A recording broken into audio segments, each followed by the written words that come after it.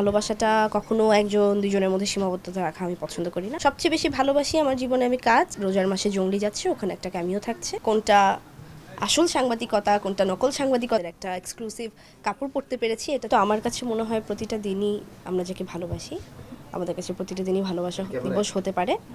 এবং ভালোবাসাটা কখনো একজন দুজনের মধ্যে সীমাবদ্ধতা রাখা আমি পছন্দ করি না। আমি মনে করি সবার মধ্যে ভালোবাসা হতে পারে, ভাই বোনের মধ্যে ভালোবাসা হতে পারে, বাবা মেয়ের মধ্যে, মা মেয়ের মধ্যে।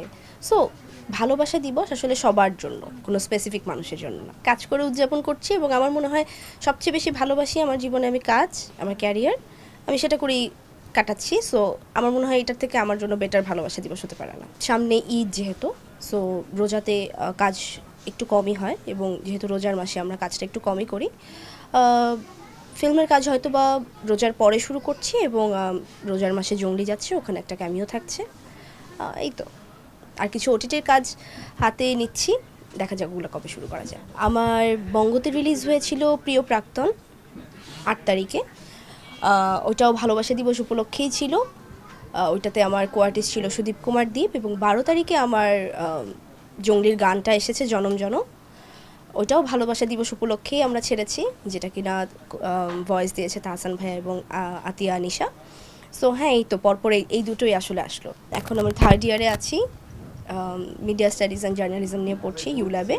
3rd ইয়ারে আমি এবার 8th সেমিস্টার মেজর নিয়েছি। সো একটু চাপটা বেশি, ওই চাপটা থাকার কারণেও আসলে কাজটা একটু কমই করছি আপাতত। জার্নালিজম নিয়ে পড়াশোনা আমার মনে হয় যে প্রথমত সেক্টরটা আমার কাজ রিলেটেডের সাথে খুব ম্যাচ করে এবং এটার সাথে আমি নিজে খুব সম্পৃক্ত।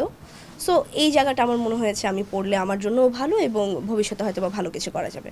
সাংবাদিকতার অনেক টার্ম বুঝতে পারি, কোনটা আসল সাংবাদিকতা, কোনটা নকল সাংবাদিকতা সেটাও বুঝতে পারি এবং সাংবাদিকতার ডুজ অ্যান্ড ডোন্টস বুঝতে পারি। সব মিলিয়ে সাংবাদিকতার জিনিসটা আসলে কী জিনিস সেটা খুব ভালো করে বুঝতে পারি এবং সামনে আরও অনেক কিছু শেখার আছে, এখনও যেহেতু শেষ হয়নি, আরও অনেক কিছু হয়তো বা শিখবো এবং মিডিয়া রিলেটেড অনেক কিছুই আসলে শিখি।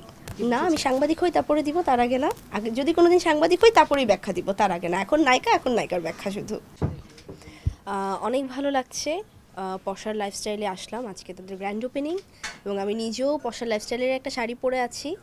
সো আমরা সবাই জানি আজকে একটা বিশেষ দিন এবং বিশেষ দিনে তারা তাদের যাত্রা শুরু করেছে এবং বিশেষ দিনে আমি তাদের যাত্রা শুরু করাতে তাদের সাথে থাকতে পেরেছি, তাদের একটা এক্সক্লুসিভ কাপড় পরতে পেরেছি, এটাতে খুবই ভালো লাগছে এবং এটাতে খুবই স্বাচ্ছন্দ্য বোধ করছি এবং তাদের জন্য অনেক অনেক শুভকামনা, যাতে পশার লাইফস্টাইল যাতে আমি মনে করি অনেক এগিয়ে যাক এবং প্রতিনিয়ত তারা এরকম তাদের নতুন যাত্রা শুরু করুক বিভিন্ন জায়গায় এবং সেখানেও সামিল থাকতে চাই সবসময়। দিঘি ম্যাডামকে ধন্যবাদ জানাই যে আমাদের আমন্ত্রণে সাড়া দিয়ে এখানে আসছেন। আমাদের ইচ্ছা যে বাংলাদেশকে প্রমোট করা, যে আমরা শুধু ব্যবসা করব তা না।